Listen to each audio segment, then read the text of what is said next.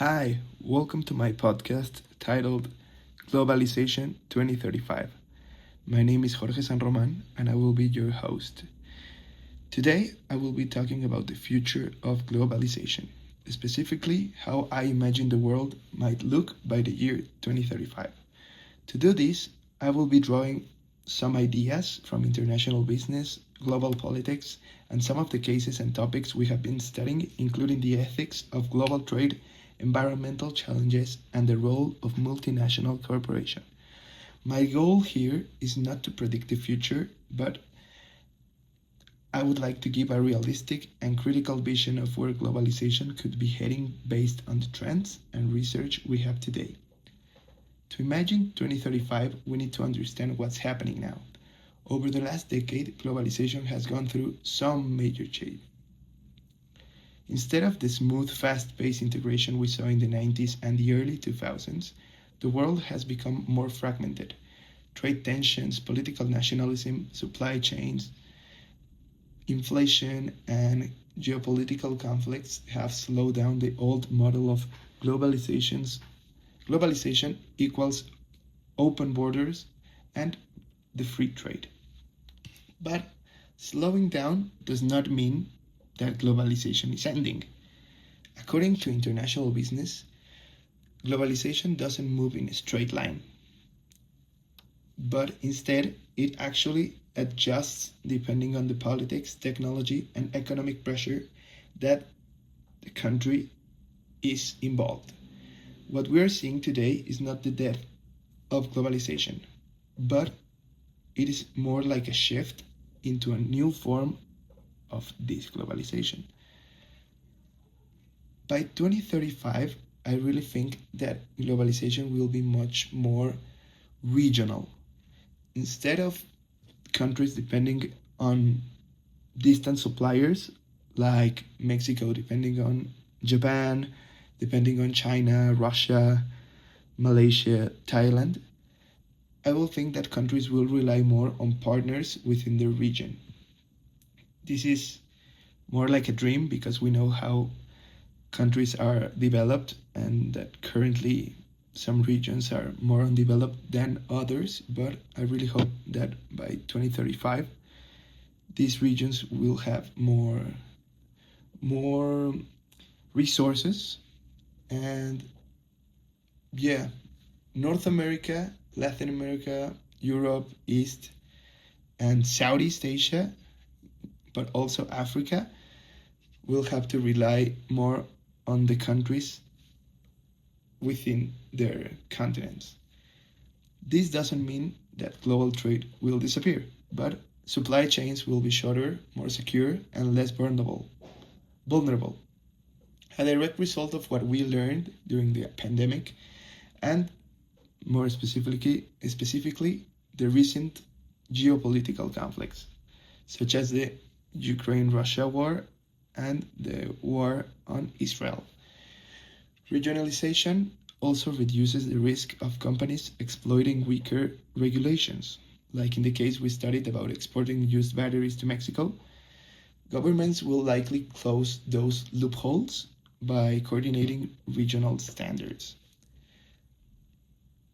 By 2035, I think the biggest engine of globalization won't be the physical goods. It will be data, services, and digital platforms. AI, automatization, and cloud services will allow companies to operate globally without having to move physical products across borders. For example, digital consulting, online education, cybersecurity, and fintech will become major global industries. In other words, even if physical globalization slows down, digital globalization will accelerate. I think that by 2035, environmental and ethical regulations will be much stricter, specifically in industries involving pollution or hazardous wastes. The case study about lead-contaminated battery recycling shows exactly why companies that exploit weaker regulations create huge social damage. Future standards will likely demand that multinationals apply their home country rules everywhere and not just when it is convenient. There will be more public pressure, more transparency, and more consequences for race to the bottom strategies. Climate change will shape every part of globalization, and by 2035, businesses will need to show how they reduce emissions, protect communities, and operate responsibly. Governments will cooperate more on environmental standards because climate issues don't stop at borders. It is a major cause. Even emerging markets will demand that foreign companies follow stronger environmental practices.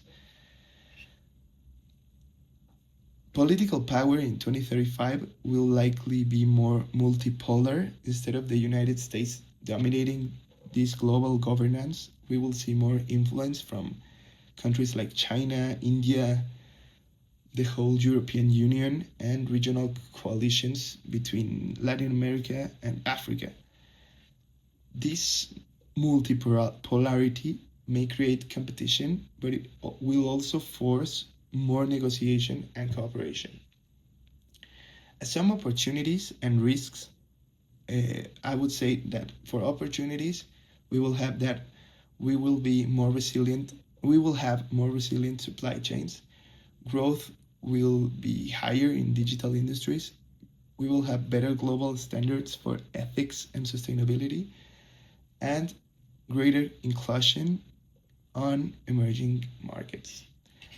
As risks, I would say that geopolitical conflicts will create some fragmentation. There will be also digital inequality, environmental pressures, and also the social inequality. My final thoughts and how do I envision globalization in 2035? I think we will see a more balanced, more ethical, and more sustainable versions of ourselves and our global economy. It won't be a perfect one, but one that is more aware of the risks of uncontrolled globalization. The world will be more regional, more digital, more multipolar, and companies will face higher expectations. Consumers will demand cleaner, fairer, and more transparent business practices. And even though globalization may look different than the one we grew up with, it will still connect people, ideas, and economy, but just in a more responsible and realistic way. Globalization doesn't end, it's always evolving. And by 2035, I think it will become something more human, and it will be more centered on us than it has ever been before. Thank you very much for listening, and I hope you have a really nice day. My name is Jorge San Román. I was your host, and hope to see you the next time. Bye bye.